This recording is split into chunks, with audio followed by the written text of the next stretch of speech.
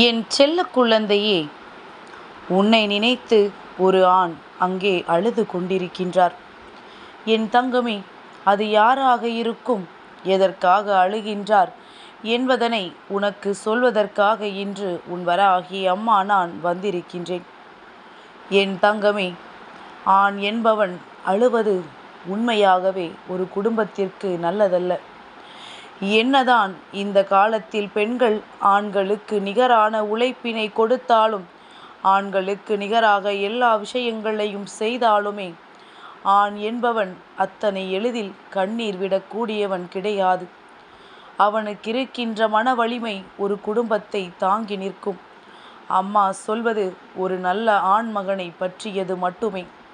தேவையில்லாமல் குடும்பத்தை கவனிக்காமல் விட்டு செல்கின்ற ஆண்களை பற்றியது அல்ல. என் குழந்தையே, இந்த மன வலிமை ஒரு குடும்பத்தை தாங்கவும் செய்யும். அதே நேரத்தில் அவர்களின் மனம் உடைந்து போனால் அது ஒரு குடும்பத்தை நடுத்தெருவில் நிறுத்தி வைக்கவும் செய்யும். ஏனென்றால் குடும்பத்தில் சுற்றி நடக்கின்ற பலவிதமான பிரச்சனைகளை அவர்களின் இதயம் தாங்கிக் கொண்டு தன்னுடைய குடும்பத்திற்காக ஓட்டம் ஓட்டம் என்று ஓடிக்கொண்டிருக்கின்றார்கள். தன்னுடைய குடும்பத்தை எப்படியேனும் தலை நிமிர்ந்து வாழ வைத்து விட வேண்டும். எந்த சூழ்நிலையிலும் நம்மை நம்பி இருப்பவர்கள் யாரிடத்திலும் கையேந்தி நின்றுவிடக்கூடாது. நம்முடைய காலம் சென்றால் கூட நம்முடைய சந்ததிகள் நல்லபடியாக வாழ வேண்டும் என்று நினைத்து அவர்கள் வயதில் அனுபவிக்க வேண்டிய எந்த ஒரு விஷயத்தையுமே அனுபவிக்காமல் வாழ்க்கையில் பொருளை தேடி அலைகின்றார்கள். அப்பேற்பட்ட ஒரு ஆண்மகன் கண்ணீர் சிந்துகிறான் என்றால் அது நிச்சயமாக யாருமே ஏற்றுக்கொள்ள முடியாத விஷயம்தானே.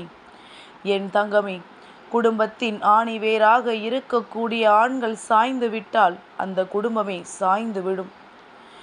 என் குழந்தை, நினைக்கலாம், அம்மா, பெண்கள் இன்று குடும்பத்தை தாங்குகின்றார்கள், தாங்கி சுமக்கின்றார்கள் என்று. என் தங்கமே, பெண் அழுவது என்று எல்லோரும் கேள்விப்பட்டிருப்போம். ஆனால் ஒரு ஆண்மகன் அழுவது என்பது யாருக்குமே தெரியாமல் மனதிற்குள் அழுது கொண்டிருப்பார்கள். வெளிப்படையாக சத்தமிட்டு யாரும் அத்தனை சுலபமாக அழுது விடுவது கிடையாது. ஒரு சிலர் அப்படி அழுகிறார்கள் என்றால் அது நடிப்பின் உச்சமாக இருக்கும். ஆனால் ஒரு நல்ல குழந்தை தன்னுடைய குடும்பத்தை நல்லபடியாக தூக்கி சுமக்கின்ற ஒரு குழந்தை தன் கண்களில் இருந்து கண்ணீர் வருகின்ற அளவிற்கு வாழ்க்கையில் ஏதோ ஒரு மிகப்பெரிய பாரத்தை சுமந்து கொண்டிருக்கிறார்கள் என்றால் அது என்னவென்று தெரிந்து கொண்டு உடனே அவர்களின் அழுகையை நிறுத்த வேண்டியது உன்னுடைய கடமையல்லவா? என் தங்கமே, நாம் யாருக்காக செய்கின்றோம், எதற்காக செய்கின்றோம் என்று கூட புரியாமல் கடைசியில் நாம் செய்கின்றவர்களிடத்தில் இருந்தே தேவையில்லாத ஏச்சுக்களையும் பேச்சுக்களையும் மன கஷ்டமான வார்த்தைகளையும் பெறும் பொழுது நிச்சயமாக அதற்காக ஓடி ஓடி அலைந்தவர்களின் மனது எத்தனை பாடுபடும் என்பதனை முதலில் புரிந்து கொள்ள வேண்டும். என் தங்கமே, ஒருவர் தன்னுடைய வாழ்க்கையில் தன்னை சுற்றி நடக்கின்ற விஷயங்களை பற்றி அறிந்து கொள்வதற்கு முன்பே அவர்களின் வாழ்க்கை முடிந்து விடுகின்றது. அதுபோலத்தான் இவர்களும் நாம் ஓடுகின்றோம், எல்லா கஷ்டங்களையும் படுகின்றோம். ஆனால் நாம் யாருக்காக செய்கின்றோமோ அவர்களிடத்தில் இருந்து மிக பெரிய மரியாதையை எல்லாம் எதிர்பார்க்கவில்லை.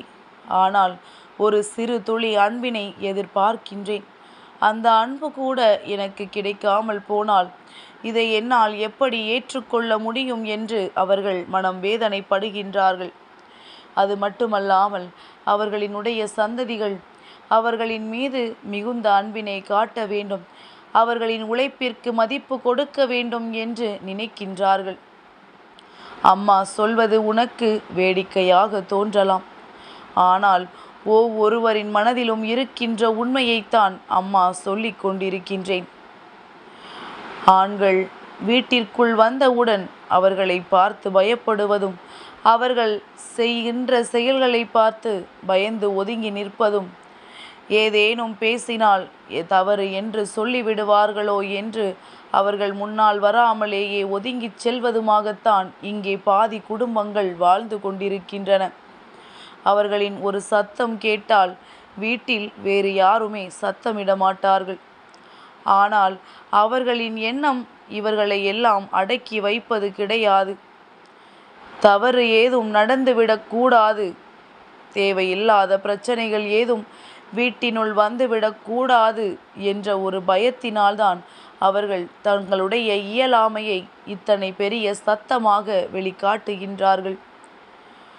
ஒருவரினுடைய இயலாமை இப்படித்தான் வெளிப்படும் என்பதை முதலில் புரிந்து கொள். இயலாமை என்பது அவர்களால் எதுவும் செய்ய முடியாது என்று அர்த்தம் கிடையாது. யாரையும் துன்புறுத்த முடியாத கட்டாயத்தில் அதை வெளிப்படுத்துவதற்கான ஒரு ஆயுதமாகத்தான் அவர்களினுடைய சத்தம் இருந்து கொண்டிருக்கின்றது. என் தங்கமே, இந்த நேரத்தில் நீ புரிந்து கொள்ள வேண்டிய விஷயம் என்ன தெரியுமா? அவர்களினுடைய எண்ணங்களுக்கும் அவர்களினுடைய உணர்வுகளுக்கும் மதிப்பு கொடுக்க வேண்டும். ஏனென்றால் அல்லும் பகலுமாக உழைத்து வீட்டினுள் நுழையும் பொழுது அவர்களுக்குள் மன கஷ்டங்கள் ஏதேனும் இருந்தால் அதுவெல்லாம் நீங்கி மனதிற்குள் சந்தோஷம் பிறக்கும்படி அந்த சூழ்நிலை இருக்க வேண்டும். மாறாக இத்தனை கஷ்டப்பட்டு உழைத்தும் ஒரு நிமிடம் கூட ஓய்வில்லாமல் ஓடி அனைத்து உழைப்புகளையும் ஈடுபடுத்திய பிறகும் கூட நம்முடைய இல்லத்திற்குள் வந்தால் நமக்கு நிம்மதி இல்லையே என்று அவர்கள் ஒருபோதும் நினைக்கக்கூடாது. அந்த அளவிற்கு பிரச்சனைகளை இல்லத்திற்குள் கொண்டு வரக்கூடாது. என் தங்கமே, அம்மா சொல்கின்ற விஷயங்களை நீ சரியாக புரிந்து கொண்டால் நிச்சயமாக உன்னுடைய வாழ்க்கை எப்பொழுதுமே சந்தோஷமாக இருக்கும். என் தங்கமே, உன்னுடைய வேளையில் அவர்கள் பாதி பங்கினை கொடுப்பார்கள், உனக்கு உதவிகளை செய்வார்கள். ஆனால் அவர்கள் வெளியில் அலைந்து திரிந்து வேலை செய்கின்றதில் உன்னால் நிச்சயமாக எந்த விதமான பங்கினையும் எடுத்துக்கொள்ள முடியாது. அதனால் வெளியில் சென்று வருகின்றவர்களுக்கு என்னென்ன கஷ்டங்கள் இருக்குமோ என்பதனை முதலில் புரிந்து கொண்டு வாழ்க்கையில் சில விஷயங்களை அனுசரித்து செல்ல வேண்டும். அவர்களுக்கு வருகின்ற கோபதாபங்களை எல்லாம் பெரிதாக எடுத்துக்கொள்ளாமல் அதை தெளிந்தவுடன் அவர்களின் மனது சரியாகிவிடும் என்று நீ சில நேரம் பொறுத்திருந்தால் நிச்சயமாக எல்லாமே மாறிவிடும்.